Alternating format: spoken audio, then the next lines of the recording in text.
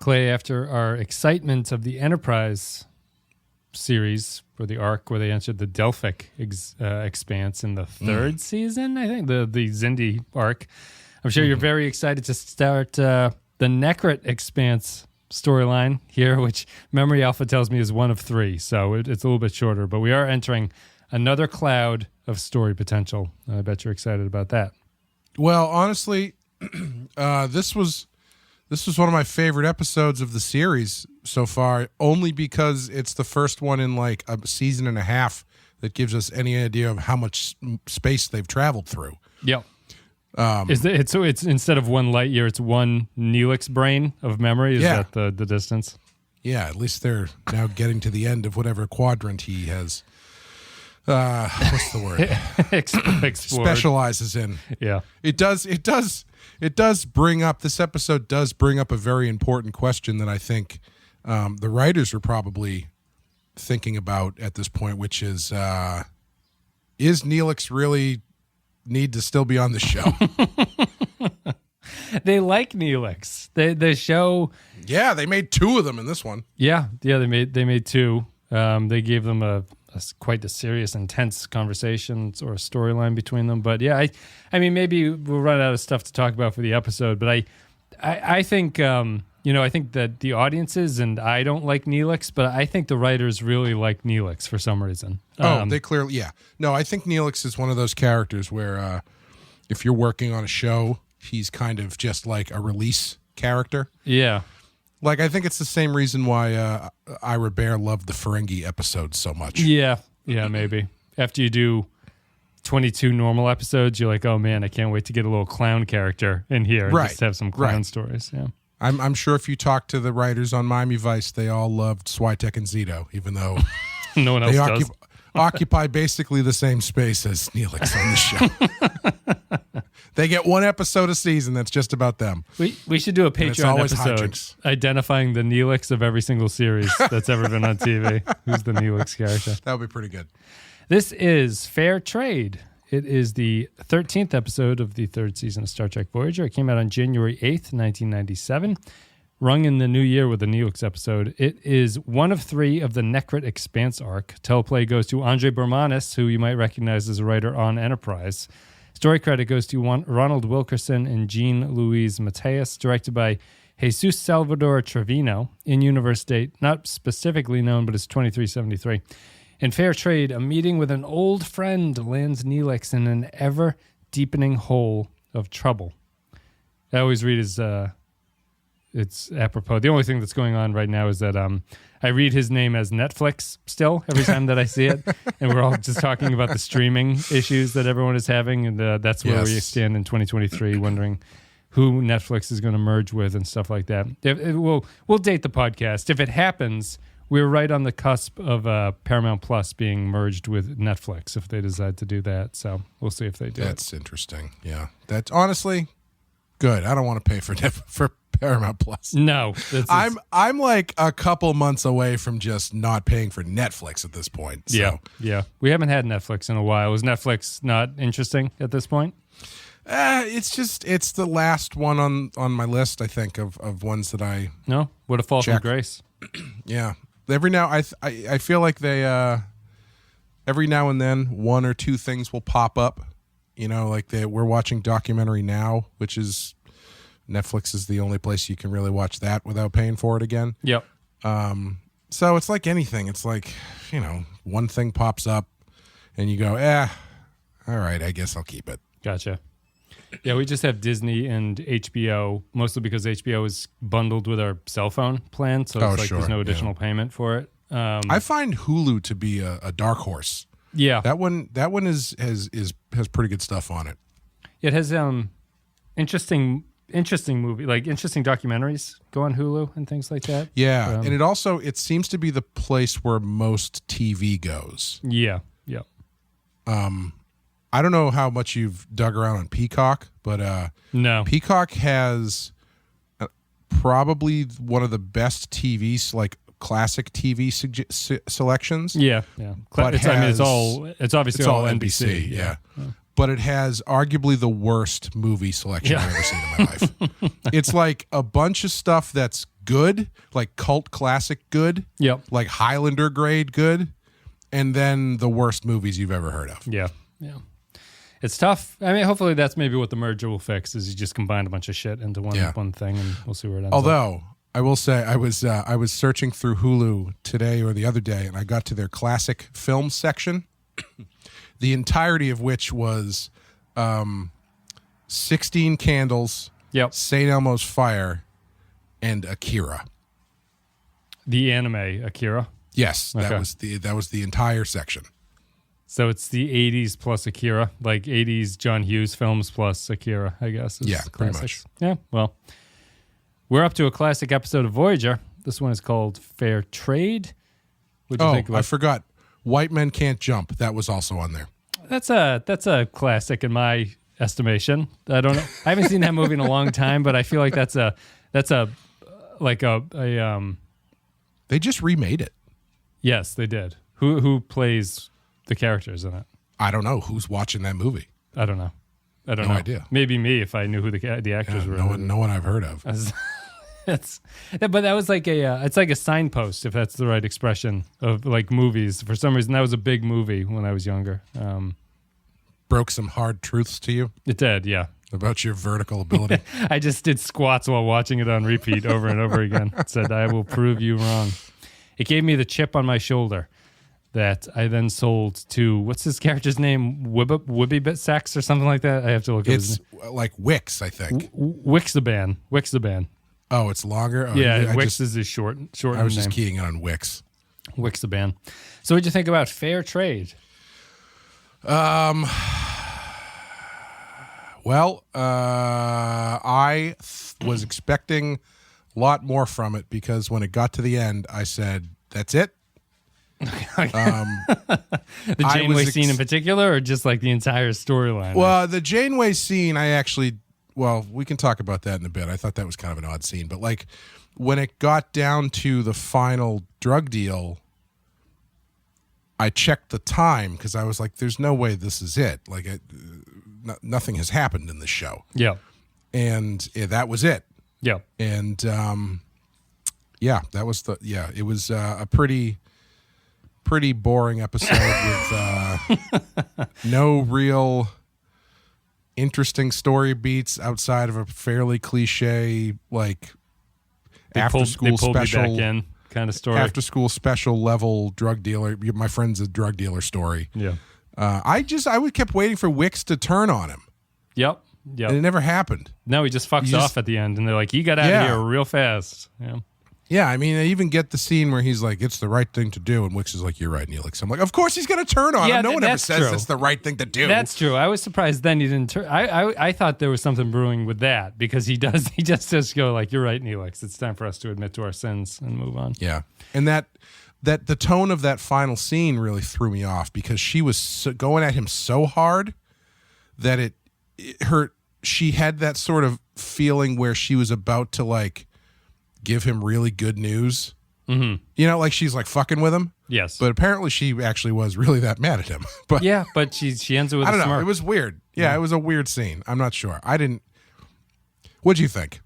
I didn't think it was very good. The first time I watched it, I passed out. I was like laying on the couch watching it, and Amy says, is this an episode that's being like, is the lead character that little troll character on this show? And I said, yes. And she said, it sounds real terrible. And I was like, it's not very good. And I fell asleep. And then I had to wake up and I had to watch it again today. And it came across as like slightly better on the second time through. I don't know why, really. But not to spoil anything, this is on our scale, this is like a 3, but it's like one of the worst 3s that can exist, really. It's like, there's nothing really wrong with it, but it's so boring. And there's just no, honestly, the only thing that's really interesting about it is that like it continues the sort of like the meta conversation you can have about Voyager, which is that like this feels like it should be a super important episode for Neelix, right? Like he's hit the end of his knowledge of being useful to the crew, right? He has, in a show that was taking itself seriously, he is now dead weight on a ship that is constantly complaining that they don't have rations and energy to get home and stuff like that. There should be some real conversations about, how about we leave you on the nearest asteroid if you can't be any help to us? You're taking up a lot of air here. Yeah, he's always talking and breathing a lot of air and exhaling a lot of CO2 that has to be put through the whatever those little gel packs are. But it's like if Voyager itself took itself more seriously, I think there would be a real issue at heart here that you could talk about with Neelix and like whether or not he's going to stick around, whether or not this shady backstory is interesting. This was apparently a first season idea for Neelix when they were still trying to figure out what he was, because I only barely remembered this, but he was originally kind of portrayed as more of a shifty character than he turned into. Which frankly is more interesting. Yeah. Because I've talked about it before. I love characters who are on the good guy's side, but you can never totally trust them, even though they always come out on the good guy's side. Yeah. There's always a little bit of darkness there that makes you go, I don't know, maybe this time this time he screws everybody up. Yep. But like, yeah, it's an episode where the entire thing could have just been avoided with a one-on-one meeting with his boss. Yeah. Yeah. It was just like essentially the scene at the end where he's like, Captain, I fear I'm running out of things I can do for you. What else can I do to stay on this ship? And she'll be like, well, we're not going to kick you off the ship.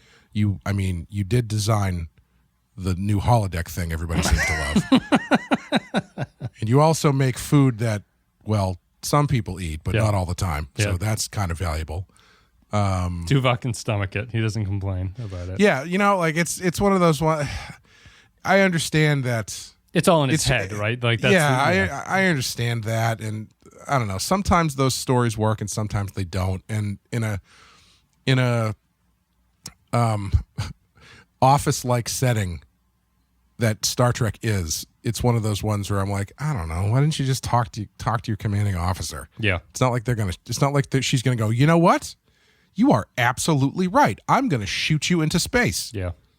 But, in a better show, I think that's the argument there. But yeah, I guess it's because the plot's a little bit screwed up in the order, because Neelix realizes that he's at the end of his knowledge before he meets Wixby or whatever this guy's name is, Wix. Mm-hmm. So like there's the point there where he could tell her, but you're also kind of thinking that the Wix story is like going to be the conflict that prevents him to talking to Janeway, which it kind of does turn into that eventually, but it doesn't stop him initially in the start of the episode from bringing up his concern with Janeway, as you're talking about. So there's like this staggered delay to it that kind of is a little bit strange. I think that it's also like the reason that the ending scene doesn't really work is because Voyager, knowing what Voyager is, there is no good solution at the end, because Janeway can yell at him, but he's not going anywhere, right? So it's like you have this kind of serious conversation, but the conversation then ends with a smirk after it's all said and done. It's like, well, what are we really saying about Janeway here? Like, he has to polish the buzzard collectors or whatever the fuck he's supposed to do for the next couple of weeks, but it's like he did do some fairly like unbecoming shit to people here, or like he was trying to. So I just feel like because the show isn't going to treat this as a running storyline, and it's not going to treat this storyline as like this is a big turning point for the Neelix character, you're stuck with an episode that when it ends, it's like you're saying it's just like, is that it? Like that's all you can do with Neelix is this point, and he's going to be back to normal in the next episode. Yeah. I just it was very, very uneventful. Didn't surprise me at all. I guess the biggest surprise is that he was like, we need to tell people what we did. And then his friend is like, yes, we should do that. And then they do it. And the guy they tell is like, thank you for telling me this. Were you concerned for Tom and Chakotay, knowing that they might be executed? I totally forgot that was even part of it, honestly. But it's such a weird side thing. It's so lazy. It's incredible. The video, lazy. The guy's like, we saw you talking to someone who died. And then they're like, like, you're guilty. And even Janeway's like, what the fuck? Like, how does this prove anything? And the guy's like, it just does. Hey, you just have to accept it. People have been convicted for worse, for less. Yeah. I don't know. It was done by hearsay before the videotape came out. Yeah. I don't know. Is it just kind of a conversation about Neelix? I say that the writers like Neelix because he seems to, maybe it hasn't been that way, but he seems to get a lot of play in the show in a way that doesn't really seem to ever amount to anything. Like you brought him up as he's kind of like the blow off steam character, but I think if I were a writer on the show, almost any of the other characters would be a better outlet for me, I suppose. Like, no matter, like there's no story that I look and I go, oh, this is a perfect Neelix story. This is the one that Neelix has to get his hands on. I don't know. Yeah. I mean, he's got some potential because he is an alien who is familiar with the people and cultures of this quadrant or whatever, that they could do some fun, weird stuff with him. But I don't know. It's always pretty lame. Yeah. And that was I think interesting. I think we've talked about it. I think him knowing the area is still a bad idea because it's like all he does is he functions as in TNG, they would just ask the computer about what they're looking at.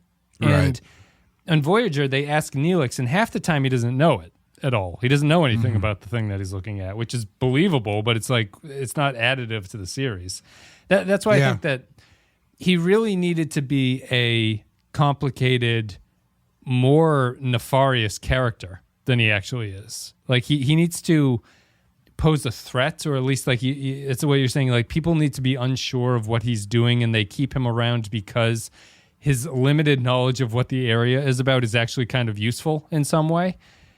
But the show's not willing, like, you know, because his original conception fits in more with the first idea, which is that this is a show about the Maquis and Starfleet crews who are forced to work together and don't like each other.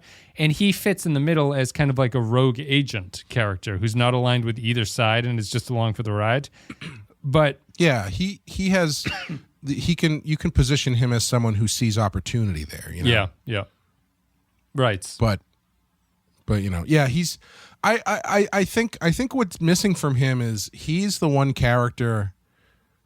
Like, what is his point? Like, what does he have something he wants? Everybody else, even if it's a broad stroke, where it's like everybody who's on the ship wants to get home. Yeah, they want to get home. Cass wants to, I don't know, be a doctor or something. Yeah, she wants to learn about herself. I think that's her right. Her thing. Yeah. Cass is trying to go on Rumspringa before she dies when she's 3 or whatever. Yeah. But Neelix is just kind of like hanging around. He's not really, I mean, I think this episode could have been an interesting look at him if they had leaned into the fact that he doesn't really have a point and he is just sort of like dicking around. And if at the end of the episode they give him something that he wants or something that he's working towards, I think that could have been constructive. Yeah, it's kind of like a midlife crisis episode. Like he doesn't know what he's about, and then he stumbles upon it by the end of the episode. Yeah, but they don't do that. No, because it's like this seems to be a Voyager trope. Like they focus on the plot. This show does not really care about its characters at all. It's much more interested in the like the sci-fi plot that they're pushing, and in this case, it's not even really a sci-fi plot. It's just the plot of the episode that's going on. But I feel like this show is probably the most schizophrenic in its characterization of its cast members, I think. And like no one really is grounded in a way that you feel like you could actually pluck out stories and say, this one's a Tom story, this one's a B'Elanna story. Like at this point, I really don't know, unless your story is about doubting your own reality, which is a Doctor story.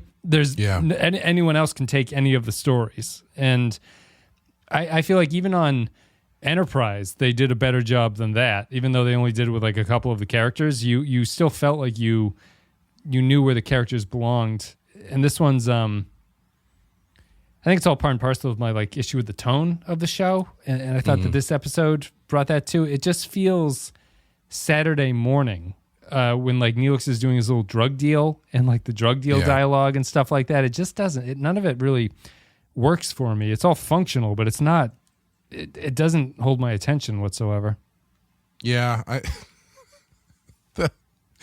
that first drug deal sequence, like Neelix's reaction to that is the most naive, unbelievable reaction I've ever seen. It's like, you didn't know that this was a fucking drug deal? Come on, man. And he says it right in front of the other guy, right? Like it's the guy. He's completely. He says something along the lines of like, "Is that narcotics?" Yes. Yeah. It's like you could see for that scene underneath his little nice vest he wears, you could see his Dare logo shirt that he was wearing. That's right. Yeah. The sizzling. He should have opened with him cracking an egg on a frying pan. Yeah, that would have been awesome. That would have been good, actually. That would have been pretty good. Do you remember? Were you a big Saturday morning cartoon kid? Yeah, for the limited window I had of Saturday mornings. Yeah. Do you remember a anti-drug special that had every single Saturday morning cartoon character in it? No, I don't think so. No, they were all animated. Obviously, it's just like was it Dare? I remember. Was it? It might have been Dare related. It was. I remember it blew my mind because as someone who grew up reading comics and stuff, it's always fun when Spider-Man shows up in the X-Men comics, and the crossovers are always really fun. Yeah, this was like this one kid learning the perils of drug use and running into every single Saturday morning character you could think of. So like he runs into Garfield, who shepherds him into the next scene, and then he like trips and falls into a sewer, and the Ninja Turtles show up, and it's like then the Care Bears like blast him out of jail and stuff. Is he already high at this point, or are they trying to stop him from getting high? They're trying to stop him. I think they turn the drug. I think they turn the drugs into some sort of like creepy monster thing that's coming after him or whatever, as they usually do, like in those Truth ads. Yep. But yeah, I watched that thing a whole bunch of times because it was just like, when am I ever going to see the Ninja Turtles interact with Garfield? The answer is never. Yeah. even in this IP frenzy that we're at now, that still hasn't happened. I know. It might be coming pretty soon. Yeah. Who knows? Yeah. If you're out there. Did you hear about the end of, I don't know if I should spoil this for people who haven't seen it, but the end of the new Transformers movie? Have you heard what happens? No. Do they transform? Okay. Well, we can do a spoiler warning for if you don't care about the Transformers, skip the next 2 minutes. Or if you do care, G.I. Joe shows up. Oh, okay. And they are apparently starting a new Hasbro movie universe. Like, it seems very similar to what they did with the Godzilla movies, where like at the end of the first Godzilla movie, it's like they show you the Kong logo from the Kong project. Did they ever cross over outside of that? That seems like a natural fit for some reason. Yes, they did. In the comics all the time. G.I. Joe and Transformers crossed over quite a bit. And they are actually, another spoiler, they are doing that again with Image. One of the, Robert Kirkman, the guy who created Walking Dead, his imprint has the rights to Transformers and G.I. Joe. And they just put out a new comic where much like the movie, the secret ending of the comic is that it's Transformers and G.I. Joe. All right. Yeah. There you go. What Joe do you see at the end of Transformers? I don't think you see any actual character. It's like the Avengers, where the end of Iron Man, where it's like I've come to talk to you about the G.I. Joe project or some shit like that. Yeah. It's not like Snake Eyes bursts in and kicks Starscream in the face or something. I mean. Yeah, I know that movie is obviously a more realistic and gritty, down to earth feature. Yeah, well, that'll be interesting, I suppose. Maybe not, but I mean, I haven't seen the Transformer movie since like the second one. I don't think so. Yeah. Was there always the thing of like, because I feel like there must be a bit like when someone gets into a car that's a transformer and the transformer transforms and like destroys the person inside of them. That happens in the Clerks cartoon. Okay. Maybe that's what I'm thinking of. I don't know if it's ever happened in real life. I mean, you would think yes, that would happen, but I don't know if they've ever actually really done it, but they did do it in the Clerks cartoon as a gag. Okay.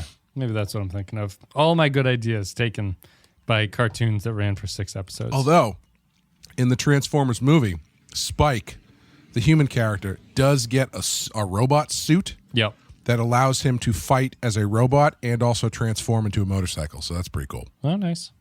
No dislocations or anything. No blood. Apparently not. No, he seemed to be fine. Nice. He also did say shit, and it was like crazy as a kid. Do you remember that? There was the version of Transformers where he says shit, and everybody was like, "Have you seen the one who swears?" That's the Blu-ray right there. You gotta wait for that one. Wix here. I'm just looking through this. Sorry for the tangent. No, I don't have much to say about this episode. This is just. This is just a bad. We're in a bad stretch of this show. I'm just looking at the trivia here to see if there's anything, because there was a little bit of trivia that I thought was kind of interesting. Let me see here. Oh, they cut. This was the episode that was supposed to feature the breakup scene between Neelix and Cass, but they cut it. Oh, interesting. And it actually kind of made sense because it was saying that it was written right before he goes off for his final drug deal where he might die. Mm-hmm. And so he talks to her and says that, like, right before I go on this trip, I present the leaking. I wanted her to know that I relished her and what we had, and that I still love her as a friend. That's Ethan Phillips talking about what the scene was about, but they cut it because the show doesn't give a fuck about characterization at all. He gives her the Pee Wee Herman speech where he's like, "I'm a loner, Dottie. I'm a rebel." I got some narcotics to move, babe. Step out of my way. Yeah, it was deleted. But I mean, isn't that just like that's the same thing that they did that ruined parts of Nemesis? You know, they cut out the bit that means something to the characters. And instead, they were just like, let's have the ships crash into each other and let's have Neelix go down and inflame some plasma or whatever he does. I recently rewatched Nemesis as I was working, and I couldn't believe that final sequence because Data runs off, Geordi goes with him, and they don't even say anything to each other. And Data just leaps out of the ship. And Geordi just watches him go. And I was like, what? There's got to be something missing here. There's got to be a missing scene. They got a deep connection. They talked about it off screen. Yeah. And the turbo lift down to the hole in the ship. I guess. So that's the scene that actually gets cut. They'll figure it out. They understand. I just feel we're in this is kind of a weak stretch of Voyager episodes that we've been watching. Neelix, I don't know. There's not much else to really say about him. I mean, what's your take on this point of Voyager? Do you have any like larger thoughts about this series as it stands, or because we try to be fair to the shows in the series, and so I'm always wondering, like, are we at this point because we've seen so much of it, or if we had watched it in order, would Voyager still be hitting us the same way that it is? Mm-hmm. And honestly, the only thing that sort of stands in the way is that we've seen Enterprise after this. Yeah. So what do you think? If you were watching this through, or say you started with Voyager in this podcast, would we feel the same way about this show at this time? Or this stretch of episodes? Have I watched any Star Trek before in this theoretical? Yeah, you've seen what you had seen before we started the podcast. I see. Okay. I think I would be doing a lot of jumping around based on internet research because it's jumping around to what? Know. Sorry. Well, sorry. Like I think my if I was not part of this podcast and just someone who was watching Voyager, I would be picking and choosing what episodes I watched based on like ratings and things. So you'd pick like the top 10 and the bottom 10 or something. Because it's just like, I don't know. It's so down the middle and kind of like wavers to either side of the line in a way that's not really super satisfying. Unless you're just looking for a Star Trek dopamine hit. I think what's interesting about it compared to the new shows that they do is they manage to ride that Star Trek dopamine line without doing a ton of references. I mean, they do. Obviously, they've pulled them out in the past, but it's not like something like Strange New Worlds where every episode has something familiar in it to just kind of spike your Star Trek insulin, you know? Yeah, it's and maybe I don't know if that's ultimately a negative because what they're doing with their quote unquote new stuff is not super engaging at this point. I think it's a show that's kind of like ironically enough, lost at sea a bit, where it's not really sure what it wants to be, or if it has to be anything. Like, are they just letting the current take them? Just week to week, just putting something out. They're wearing the suits. They're on the ship. Good enough. I don't know. Yeah, because they tried their little serialization adventure, right? In season 2, they had that bad investigations arc that was running, like the mole on the ship arc that ran forever. Yeah. And that was just bad. And it seems like they saw how bad that was, and they kind of retreated back to where they just want to do like a standalone episode and not bother with anything that the series has to use to like define itself as a new thing. I find it just in comparison, like I'd probably be slightly higher on it if it was our first show that we were watching for the podcast, right? Yeah. I think just because like a lot of it it's kind of a bland competence that's not particularly interesting, but like early on in the podcast, we might have just been like, well, it's kind of novel that we're watching all these things in a row at this point. So maybe this is better. I still don't think I would have thought it was very good. And I think the thing that I'm missing is I really think that like TOS, DS9, and TNG, which are probably the 3 best Star Trek series, had a cast of characters that like when they talk to each other, I was just kind of interested in the characters talking to each other in a way. Sure. Like in Voyager, I feel like all the Voyager characters, if you just like swapped them out of scenes, they would have the exact same conversations with each other. Yeah, I mean, we've talked about that a million times, where nobody has a point of view. Yeah. And so the only one who has close to a point of view is Torres. Yes. And she's not really featured that much. But no, I think I don't know if I would like it more, because the thing because of the reasons you're talking about, the thing that's missing is, and the thing that makes even the bad episodes of TNG bearable, is you like those characters. Right. And they all have their kind of identifiable thing that you like about them. Whereas on this show, everybody's pretty bland. Yeah. I mean, Janeway is kind of interesting depending on what episode you get with her. The Doctor is interesting. But like Tom Paris sucks. Harry Kim sucks. Neelix sucks. Cass has had potential. Chakotay blows. Yep. Volana Torres is the last one. Yeah, she's got potential, but they don't really do much with her. No. Oh, Chakotay. What a fucking waste of space. Yeah, maybe that's the fundamental thing about it, because everything else kind of lines up with like it feels like TNG in a lot of other ways. It's just there is something a little bit off with the way that they choose to do their stories, but I think largely it just draws from I'm not particularly interested in.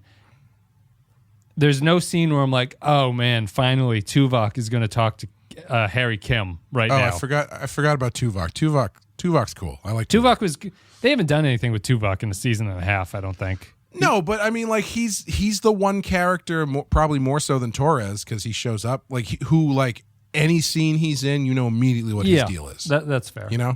Whereas everybody else is just kind of like, okay, yeah, true. Let's go to the resort and talk about it.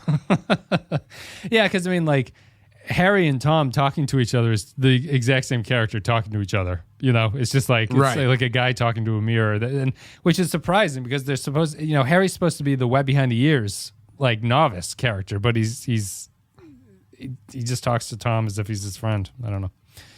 Yeah, this show needs more Deadwood. Yes, I need to see Harry call Tom a cunt. I would, and then Tom say, "Don't you motherfuck me, Harry Kim." They need Dayton Callie in this. He should just be. He should be Neelix. Oh my god! If you replaced Neelix with Charlie Utter, this would instantly be the best Star Trek show ever. That would be worth it. Yeah, it's too bad, and I don't. He develops a kinship with one of the holographic whores in the Chez Fook. Oh man, how does it feel with no one to stick up for you? Just beating the shit out of Tom Paris. Yeah. So I'm. 7 comes in a couple episodes, so that's a really? shift. Okay. Not a couple. I mean, relatively speaking, we've got Okay. 10 episodes or something until she shows up. But 7's coming, so maybe things will change at that point. But I just, I don't know. I mean, we said it at the start. The Voyager is a Star Trek podcast killer. So I don't think it's just us reacting this way. I don't know. I find it difficult to watch. What if they did a subplot with Charlie Utter on Voyager where he discovers that... is it Charlie Utter or is it Charlie Utter? It's just Charlie Utter. It's Charlie Utter. Yeah. Where he discovers that Tom Paris likes to go into Chez Fook to murder women. I promise I won't tell Captain Janeway. I gave you my word. I will tell no one. That's all I wanted to know, Charlie. Just stomps him on the bridge in front of every Janeway, dragging him off, saying, "What did he do?" Charlie, why Personal fucking business.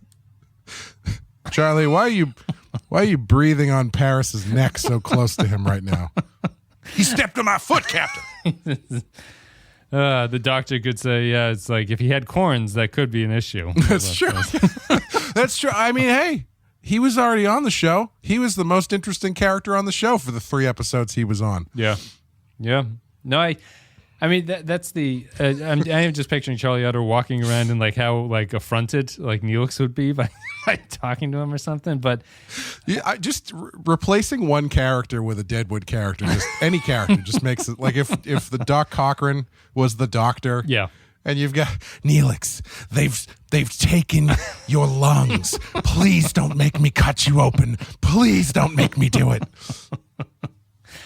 We do have a Deadwood podcast. If people are stuck in the doldrums of this, you can go to Something Pretty and search for it on your favorite podcast app, and there it is. I guess we're done with this episode, Clay. There's not much else to talk about. We can just go to Patron Thoughts. But yeah, I don't know. I sound like I'm super concerned. I'm not concerned in the fact that I do feel like I report on these episodes as I see them, really. So I'm like not. I don't think I'm overly burnt out on Star Trek. That's definitely something that's there, but it's like Voyager is just. I think 90% of it is just that these Voyager episodes have been bad. They're just bland. Yeah. I'll be honest with you. They are difficult to keep my attention. Yeah.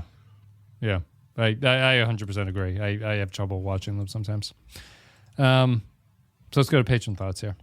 Now, if they do a 3-episode arc where they have to hide the fact that Janeway has had a stroke and is dealing with a bladder stone, then maybe they get me back. I don't know.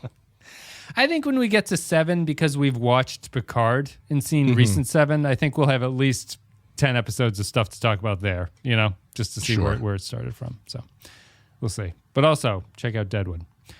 This is our thoughts from the patrons. If you go to patreon.com/the Pensky File, you can support the show. And one of the perks you get is that you can leave your comments about upcoming episodes, and we read them on the podcast.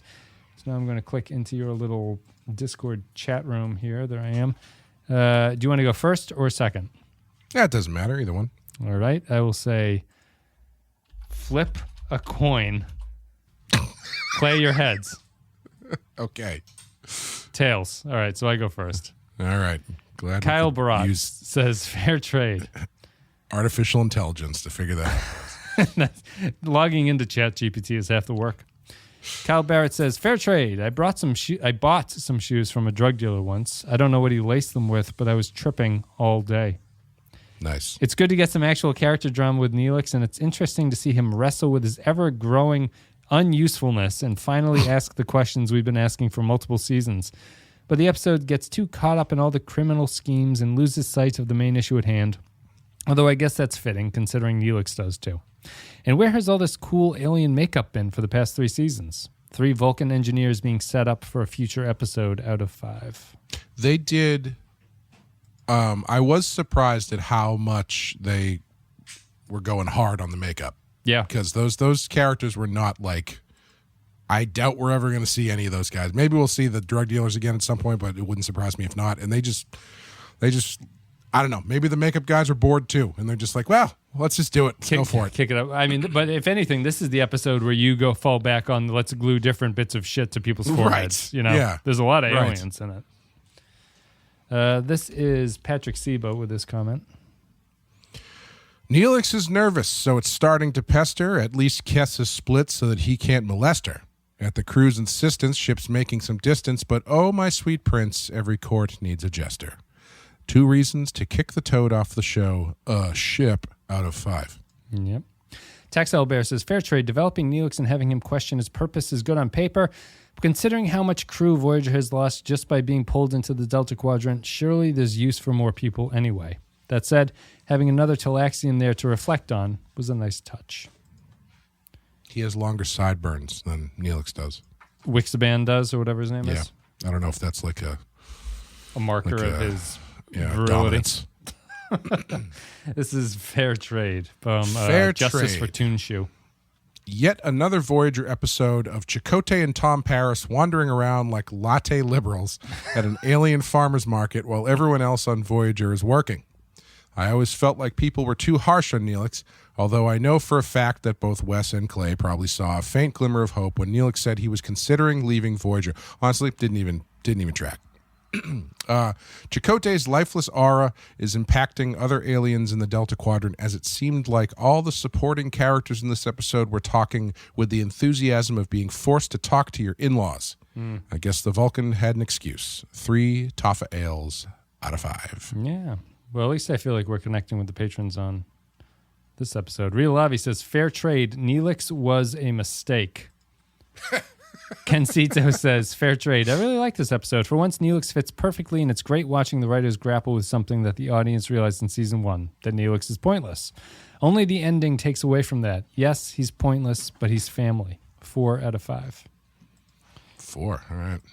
Woodrow with fair trade is our next comment. Yeah, I mean, did we talk about that ending scene enough? I feel like I guess we did. It's just that, like, the reason it's so unsatisfying is because nothing can be different about it. It's like not even mildly different is allowed on this. So it's like, right, yeah. Janeway just has to yell at him, and he gets a punishment that we're not going to see. So it doesn't happen, really. There's nothing new. We don't get 5 episodes of him cleaning the shitter? I don't think so. I'd be shocked if it did. Like, take away his chef rights or something like that. I don't know. Like, what else does he have? Anyway, this is fair trade from Woodrow. It's January 7th, 1997. Yesterday, Deep Space Nine aired The Darkness and the Light, where pregnant Kira faced the dire consequences of her terrorism and violence. Today, I am watching a Neelix episode where he traffics drugs and suicide bombs a space station, and the consequence gives him a smile. Is this really? Are we really at the Darkness and the 1 Light out of 5. era of Sorry. DS9? Wow. DS9's moving along. I do know this is the first episode where Voyager is doing a little bit of franchise continuity, because the DS9 episode before this, I think, was the first one that used the First Contact Star Trek uniforms, which are like the modern movie really? ones. So Okay. this is actually Voyager making sense with itself, which is that the characters in Voyager do not update their uniforms because they're a million miles away. They don't have anybody next episode. Is anybody kind of looking for a change? What's that? 'Cause I could go for a change. What's that thing where evolution happens in 2 different genetic lines and they end at the same point? It's kind of like how bats and birds both fly. They develop the same thing, and Voyager would have someone sew exactly the same costume that DS9 is wearing and say, this is what we're wearing too. How come birds never develop sonar? Because they have eyes? Well, bats have eyes. I saw them. I saw their Do they beady work, little though? eyes. I don't know why they didn't. How good do they work? Bat eyes? Yeah. Not very good, I don't think. Yeah, they're notoriously blind. There's a whole saying based around that. Yeah. I don't know why birds didn't develop sonar, although only bats and dolphins and whales have sonar, right? I think those are the 3 things. I was going to say no one ever came up with a saying about how good a bird's eyes are, and then I completely forgot about eagle eye. Eyes like a hawk, or eagle eye, yes. So yeah, birds can see pretty well. Birds no one are says just dinosaurs. That's true. No one ever says, like, you got eyes like a pigeon, boy. Yeah. And if they do, it's not a compliment. So No. Is there a saying about a pigeon? Only that they're fake because you can never. Have you ever seen a baby pigeon? No. Yeah. I don't think so. Yep. Yeah, but why haven't I seen a baby pigeon? I see the pigeons nesting all over the place. I don't know. Yeah. Great question. And how come mourning doves are accepted when they are just pigeons? Do you know the answer to that question? We have mourning doves, and I'm like, don't. look at these beautiful birds. Don't. But if a pigeon were to land next to it, I'd say, look at that piece of shit that just flew into my yard. Yeah. Urban rat. Or bird rat, or whatever they want to call them. Yeah, I don't know. So Darkness and the Light, where we could... DS9 is at peak forces right now, and we are watching Neelix sell narcotics. Jaron Hatch says, fair trade. Call me a square, but I remember being a 6-year-old coming home from first grade and cheering every time the Voyager after-school special came on. Neelix Tells a Lie was always one of my favorites and taught me a valuable lesson on why it's important to tell the truth. Compared to this, Schoolhouse Rock is a pale shadow and can suck it. 2 random Ensign Vorics out of 5. Jonathan J.K. Moore says, fair trade. It's nice the show acknowledges how Voyager has finally left Kazon space, but Neelix isn't believable with the doubts he's expressing. It screams forced tension. It ruins the premise of the episode. 2 mischaracterizings out of 5. Do you think this would work better if there wasn't a friend involved and he gets caught up in this bullshit just because he's like trying too hard? So he initiates the whole thing by himself? Yeah. It wouldn't hurt, I don't think. Yeah. Obviously, we're just shooting off the cuff. It would be hard to figure out how he would get involved that way. It's not that it's impossible, but it What if he just walks by a store that says maps? And then he goes in and he's like, I need a map. And they say, well, I need you to do something for me first. Download this here. It should have been more, it should be more like a history of violence. Like this guy comes in and he's just like, Joey. Yeah. He's like, listen, man, I just sell coffee. Neelix stomps on his fucking neck. That's the way that they needed to just have Neelix just be harboring some incredibly dark shit that's going on here. Yeah. And Wixaban or whatever his name is recognizes him. Yeah, you would think it would be like Kess could be part of it where it's like, yeah, something Wixaban, and she goes, no, not that fucking guy. Right. You know what I mean? Yeah. But, Is Kess in this episode? Just in that one scene at the end, I think, after he wakes up. Oh, that's right. Yeah, when he wakes up. She doesn't seem to care really about what has happened to her longtime ex-boyfriend, who she's been with for literally half of her life. Her whole life, I think, at this point, 99% of it. This is Aaron Million. Fair trade. Can nobody tell that Neelix isn't being truthful? He seems uncomfortable in the staff meeting and sits there after everyone gets up, yet Janeway says nothing. He's clearly nervous and ill at ease when Tuvok interviews him, then asks Tuvok if he can stay behind for a drink with Wixian after just telling him that he isn't that close to him, yet Tuvok suspects nothing. He quizzes Tom Paris about how and why he got into trouble, yet Paris doesn't follow up on it. The ending scene doesn't quite hit right either. Neelix ends up smiling after getting tongue-lashed by Janeway and assigned a miserable job to do. Really odd choice not to have Kess in this episode, except for a cameo at the end. There you go. She could have seen that something was bothering Neelix, made him tell her, and then either make him go tell Janeway on his own, or threaten that she would do it if he did not. That would probably end up with Wixaban like shivving Kess or something. I realized that would have made this a different episode, as the writers wanted to show what decision Neelix would ultimately make, but this one reeks of after-school special vibes. I read that weirdly. This one reeks of after-school special vibes. Mm-hmm. 2 costly maps that don't exist out of 5. Yeah. I am kind of done with any Kess and Neelix scene talking to each other about something. Mm-hmm. I don't need to see that ever again. So as long as they don't do that, I'm okay with it. Norman Buckhold says, fair trade, perhaps one of the most underrated episodes of Trek. My God. Oh, boy. A very good character development episode of Neelix, and much, much better than Jetrel. Really? Okay. Do you remember Jetrel was the atomic bomb episode with Neelix, where he was like, I was a commando at some time, and we went and had to kill all these people. Writing could be improved just a bit, and perhaps maybe here write in to be clear that Kess and Neelix are through. But overall, a great story. 4 maps he really did not need out of 5. Well, I'm glad you like this episode. Let's Interesting. Malo Pervoso says, fair trade.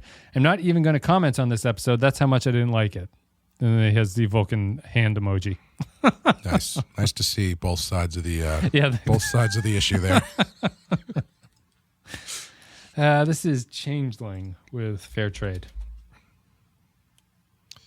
After that standoff with the criminals in the cargo hold, we should nickname Neelix Dirty and Harry. Shouldn't that be Dirty and Harry? I guess Dirty so. But or is he talking about Harry Kim? Dirty and Harry? I got Harry's not in the episode though. No, he's not. The joke takes too much to figure out. It doesn't work. I'm actually surprised. I liked the Neelix episode. I think it's because it doesn't involve him doing dumb antics and having things working out in the end, but him screwing up, and that it is him taking the risks to correct things. I would say he does do dumb antics and have things work out in the end in this episode. He comes out pretty unscathed at the end there. Also, I swear that Wix is the same Talaxian that we met in the episode where Torres gets split in two by the Vidians. 3 Neelixes squirming in his chair like he has been called to solve a math problem in front of the class with a huge boner out of 5. Thanks very much. Matt Ross says, I like this one too, with Neelix realizing his knowledge such that it is his ending. I still like the idea of a last stop before purple clouds, which oddly are not seen in the next episode. The business-obsessed station manager and Neelix showing some gumption was nice growth for his character, and we get Ensign Borath, which is a nice addition. Do they have space beef jerky? 3 rest stops out of 5. Yeah, like the idea isn't bad. Like the concept of him running feeling useless is interesting, but you know. Yeah, it's incredible it went this long, really, we've talked about the speeds that they're going.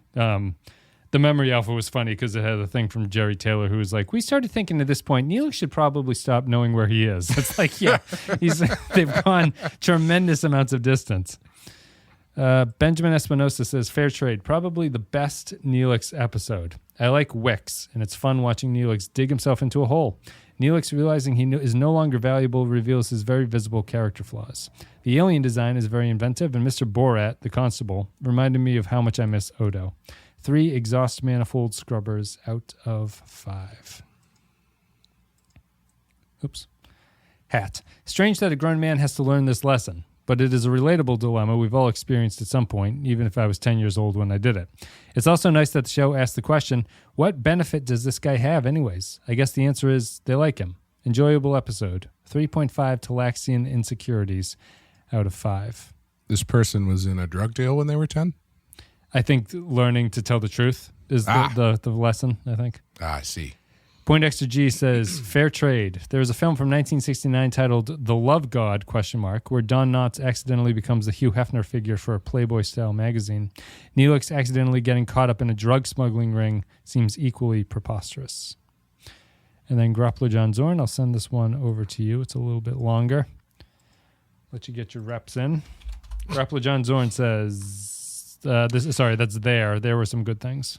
There were some good things about this episode, but the Orko vibe was so strong with Neelix that I was expecting He-Man to come out at the end and preach to the kids about why it's important to talk to their parents. Orko is actually a really good analog for Neelix.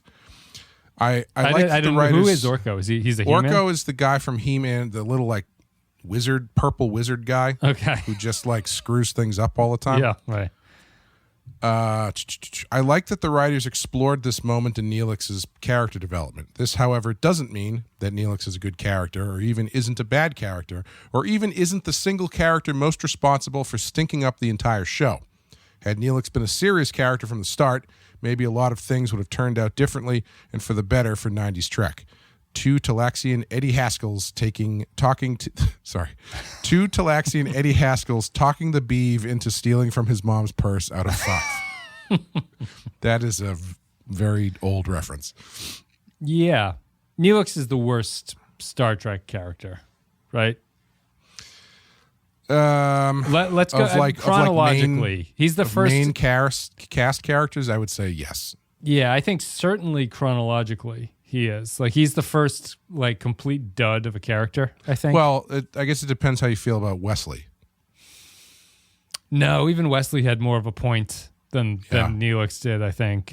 Wesley's certainly not a great character, but at least I understand like the kid savant kind of thing. Like I get that, and I feel like they did stuff with it. But Neelix is This has nothing to do with the fact that you share a name with him. no, absolutely not. No. Okay, It's sure. a beautiful name, but it doesn't impact my whatever. opinion whatsoever. Nope, not at all. I can tell. And we both crush ass. So, no, I think Neelix is the first bomb, and I think I'm going to do a Patreon like character power rankings just because I haven't done anything for Patreon for like so do like a Star Trek one. But I Neelix is going to be near the bottom of that thing. So, who's a contender for post after like Mayweather is a contender, right? Oh, you're saying after Voyager? After Voyager. Mayweather, yep. Mayweather and who's the I forget the Asian communications in Enterprise, the lady. Oh boy, Her name is holy crap! We watched 4 seasons of that show. I cannot remember that her name for the life of me. Star Trek Enterprise. Her name is Sato. Hoshi Sato. Hoshi. Yeah. Hoshi. So she's up there too. Yes. Those two are weird because I guess it depends on whether or not you're saying that. I guess we should wrap this up. But I'll read the next comment. But I guess it's whether or not like they have to be. Is Neelix worse than those two who didn't do anything? I guess I'll look at the next comment here and get out of it. Yeah, that's tough. Jonas says, fair trade. If you have never seen never seen Neelix before this episode, you might think he was a reasonably interesting character. His clownish personality was mostly absent here, and he was involved in an interesting moral dilemma. Otherwise, a forgettable episode. 3 space bomb lectures out of 5. Final comment, Artorias says, fair trade. It was a surprisingly decent episode, but it just goes to show that Neelix is no benefit to the series and much less the ship. They may keep him because they like him, but I sure don't. 2 failed drug deals out of 5. Thanks, patrons, for leaving your thoughts about that episode called Fair Trade. Patreon.com/The Pensky File, the best place to support us. Clay, on our scale of 1 to 5, what are you going to give this episode? 2. Okay.